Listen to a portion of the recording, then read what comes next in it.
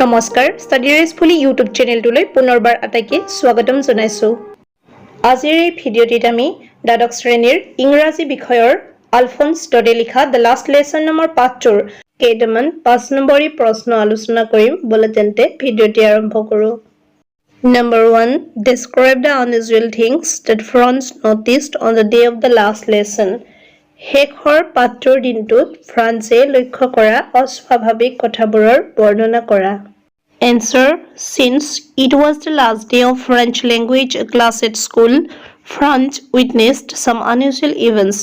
Usually when school started, there was a lot of commotion, the sound of which could be heard all the way to the street.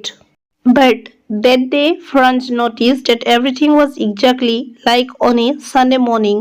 He saw M. Hamel as a gentle and kind teacher rather than an angry one. He wore his best dress that day, which included a green coat, frilled shirt, and an embroidered black-colored silk cap. These dresses were worn only on special days like inspection and prize days, etc. The back benches, which used to remain empty earlier, were occupied by the villagers that day. They too were as silent as the students. Among them were the old houser, the former mayor, and the former postmaster. Along with them, the whole school was very strange and solemn. ইয়াত কোৱা হৈছে যে যিহেতু স্কুলত ফৰাচী ভাষাৰ ক্লাছৰ শেষ দিন আছিল, সেয়েহে ফ্ৰান্সে কিছুমান অস্বাভাৱিক পৰিঘটনাৰ সাক্ষী হৈছিল। সাধাৰণতে স্কুল আৰম্ভ হ'লেই বহুত হুলস্থুল হৈছিল, যাৰ শব্দ ৰাস্তালৈকে শুনা গৈছিল। কিন্তু সেইদিনা ফ্ৰান্সে লক্ষ্য কৰিলে যে সকলো ঠিক দেওবাৰৰ ৰাতিপুৱাৰ দৰে লাগিছিল। ডেস্কবোৰৰ পৰা কোনো শব্দ অহা নাছিল, পাতবোৰ আওৰাই থকাৰ শব্দও নাছিল, নতুবা শিক্ষকৰ মাৰিৰে টেবুলত কৰা শব্দও শুনা পোৱা হোৱা নাছিল। এম. হেমেলক ফ্ৰান্সে খঙাল শিক্ষকৰ ঠাইত কোমল আৰু দয়ালু শিক্ষক যেন দেখা পাইছিল। সেইদিনাখন তেওঁ নিজৰ আটাইতকৈ ভাল লগা পোচাকযোৰ পৰিধান কৰিছিল, যিটো আছিল সেউজীয়া কোট, ফ্ৰিলযুক্ত শ্বাৰ্ট আৰু এম্ব্ৰইডাৰী কৰা কলা ৰেচমৰ টুপি। এই সাজ পোছাক তেওঁ পৰিদৰ্শন আৰু পুৰস্কাৰৰ দিন ইত্যাদিৰ দৰে বিশেষ দিনবোৰতহে পৰিধান কৰিছিল। আগে পিছে খালী হৈ থকা পিছফালৰ বেঞ্চবোৰত সেইদিনাখন গাঁৱৰ লোকসকলে বহিছিল। তেওঁলোকো ছাত্ৰ-ছাত্ৰীসকলৰ দৰে নিমাত হৈ পৰিছিল। তেওঁলোকৰ ভিতৰত আছিল বয়সীয়াল হাউচাৰ, প্ৰাক্তন মেয়ৰ আৰু প্ৰাক্তন পোষ্টমাষ্টাৰ। তেওঁলোকৰ লগতে গোটেই স্কুলখনৰ পৰিৱেশ আছিল অতি আচহুৱা আৰু গম্ভীৰ। Question number 2. Draw a character sketch of M. Hamel or describe M. Hamel's last day at school. M. Hamelৰ চৰিত্ৰৰ চিত্ৰণ কৰা অথবা M. Hamelৰ স্কুলৰ শেষ দিনটোৰ বিষয়ে বৰ্ণনা কৰা। Answer. In the last lesson, the author has presented the character of M. Hamel with full sympathy and respect. M. Hamel was a teacher in a school in Alsace. He was a strict teacher and always had a terrible iron ruler with him, but the order from Berlin changed him completely. He became much more lenient and gentle towards his students. He did not scold Franz for being late, nor did he use his ruler when Franz got confused. On the last day of French class, M. Hamel was greatly respected by both his students and the village elders. He had served faithfully at that school for 40 years. M. Hamel loved French and the French language with all his heart. He considered French to be the most beautiful, clearest, and most logical language in the world. He asked people to stick to their language and said that it would help them gain freedom from foreign rule. In the last part of the lesson, he became emotional and showed his patriotism by writing "Vive la France" on the blackboard. Last lesson পাঠটোত লেখকে M হেমেলৰ চৰিত্ৰটোক সম্পূৰ্ণ সহানুভূতি আৰু সন্মানেৰে উপস্থাপন কৰিছে। M হেমেল আলছাকৰ এখন বিদ্যালয়ৰ শিক্ষক আছিল। শিক্ষক হিচাপে তেওঁ কঠোৰ আছিল আৰু সদায় লগত এডাল ভয়ংকৰ লোহাৰ মাৰি ৰাখিছিল। কিন্তু বাৰ্লিনৰ পৰা অহা আদেশে তেওঁক সম্পূৰ্ণৰূপে সলনি কৰি পেলাইছিল। ছাত্ৰ-ছাত্ৰীৰ প্ৰতি তেওঁ বহুত বেছি নম্ৰ আৰু কোমল হৈ পৰিল। তেওঁ ফ্ৰান্সক দেৰি হোৱাৰ বাবে বকাবকি কৰা নাছিল, নতুবা ফ্ৰান্সৰ বিভ্ৰান্তিকৰ অৱস্থা দেখি মাৰি ব্যৱহাৰ কৰা নাছিল। ফৰাচী শ্ৰেণীৰ শেষৰ দিনটোত এম হেমেলক তেওঁৰ ছাত্ৰ-ছাত্ৰী আৰু গাঁৱৰ বয়োজ্যেষ্ঠ উভয়ে অতিশয় সন্মান কৰিছিল। সেই বিদ্যালয়ত তেওঁ নিষ্ঠাৰে 40 বছৰ ধৰি সেৱা আগবঢ়াইছিল। এম হেমেলে ফ্ৰান্স আৰু ফৰাচী ভাষাক অন্তৰেৰে ভাল পাইছিল। তেওঁ ফৰাচী ভাষাক পৃথিৱীৰ আটাইতকৈ সুন্দৰ, স্পষ্ট আৰু যুক্তিসংগত ভাষা বুলি গণ্য কৰিছিল।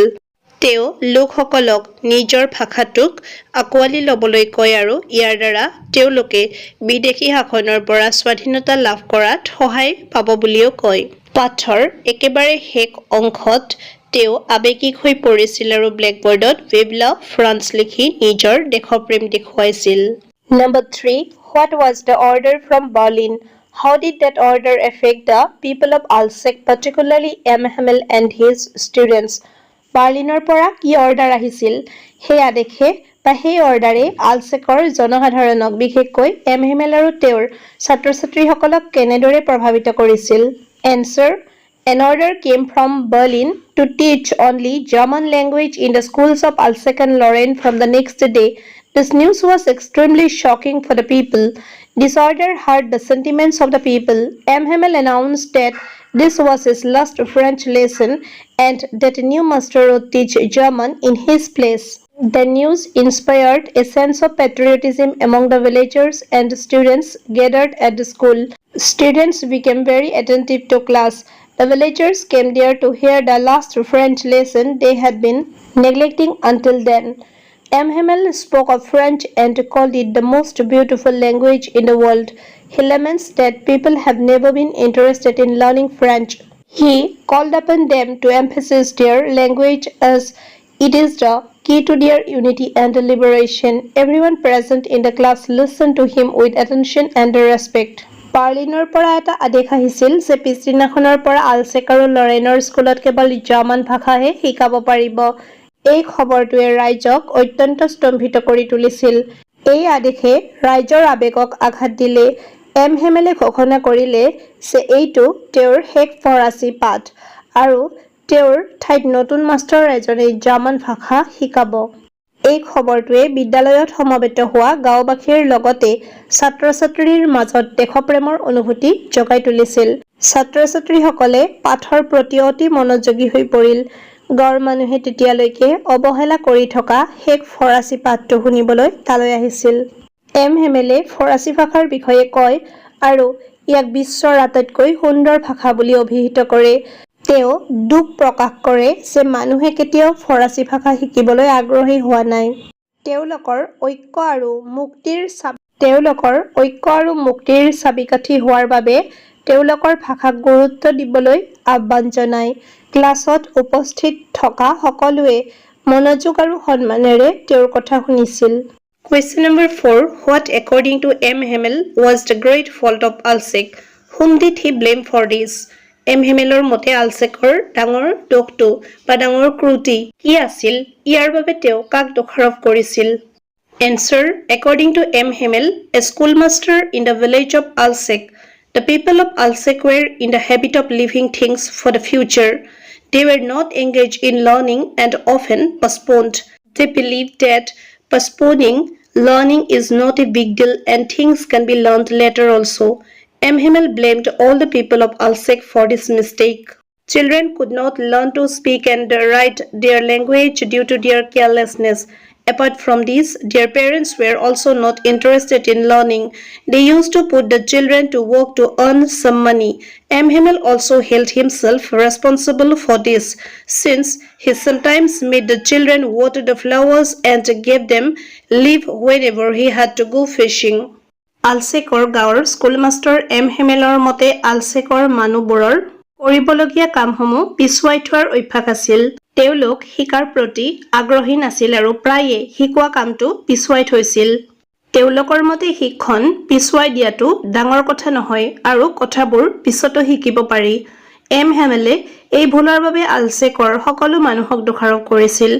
অসাৱধানতাৰ বাবে শিশুসকলে নিজৰ ভাষা ক'বলৈ আৰু লিখিবলৈ পৰা নাছিল। ইয়াৰ বাহিৰেও তেওঁলোকৰ পিতৃ-মাতৃও শিকিবলৈ আগ্ৰহী নাছিল, কিছু টকা উপাৰ্জন কৰিবলৈ ল'ৰা ছোৱালীবোৰক কামত লগাই দিছিল।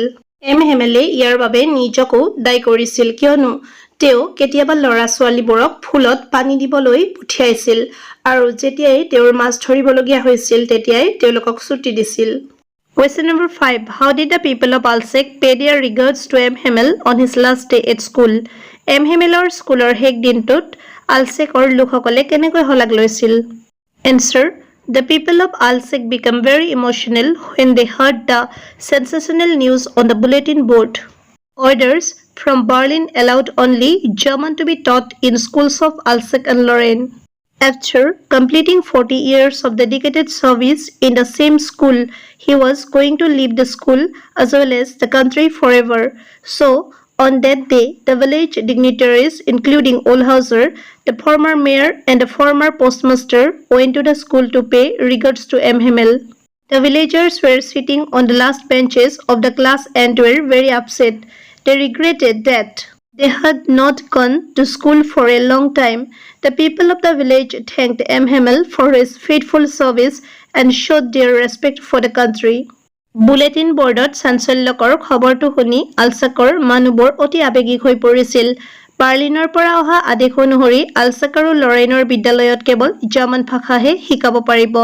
এইটোৱেই আছিল এম হেমেলৰ শেষ ফৰাচী পাঠ, কিয়নো পিছদিনাখনৰ পৰা জাৰ্মান ভাষা শিকাবলৈ এগৰাকী নতুন শিক্ষক আহিব। একেখন বিদ্যালয়তে 40 বছৰীয়া নিষ্ঠাবান সেৱা সম্পূৰ্ণ কৰাৰ পিছত তেওঁ চিৰদিনৰ বাবে বিদ্যালয়ৰ লগতে দেশ এৰি যাবলৈ ওলাইছিল। গতিকে সেইদিনাখন বয়োজ্যেষ্ঠ হাউচৰ প্ৰাক্তন মেয়ৰ আৰু প্ৰাক্তন ডাক মাষ্টৰকে ধৰি গাঁৱৰ গণ্যমান্য ব্যক্তিসকলে এম হেমেলক শুভেচ্ছা জনাবলৈ স্কুললৈ গ'ল। ক্লাছটোৰ শেষৰ বেঞ্চত বহি গাঁৱৰ মানুহবোৰ বৰ বিচলিত হৈ পৰিল। দীঘলীয়া দিন ধৰি স্কুলত নোযোৱাৰ বাবে তেওঁলোকে অনুশোচনা কৰিছিল। গাঁৱৰ ৰাইজে এম হেমেলক 40 বছৰীয়া নিষ্ঠাৰে সেৱা আগবঢ়োৱাৰ বাবে ধন্যবাদ জনায় আৰু যিখন দেশ আৰু তেওঁলোকৰ নহয় সেই দেশখনৰ প্ৰতি তেওঁলোকৰ শ্ৰদ্ধা প্ৰকাশ কৰে। একেবাৰে শেষৰ প্ৰশ্নটো Question number 6. Why did M. Hemel not wish to blame France for his failure to learn his lessons? M হেমেলে ফ্ৰান্সক নিজৰ পাঠ শিকিব নোৱাৰাৰ বাবে কিয় দোষ দিব বিচৰা নাছিল? Answer. M. Hemel behaved very mildly in his last lesson, but unfortunately France could not answer the rules of the participle. He was so scared that he did not dare to look up. Not just France, most people in Alsek could neither read nor write their language. They were always postponing their studies. They had reached a point where there was no future for them in learning their language. Not only students, but M. Hemel also blamed the parents for the current situation of Alsek. He also blamed himself for often sending his students away to water the flowers or giving them days off wherever he wanted to go fishing.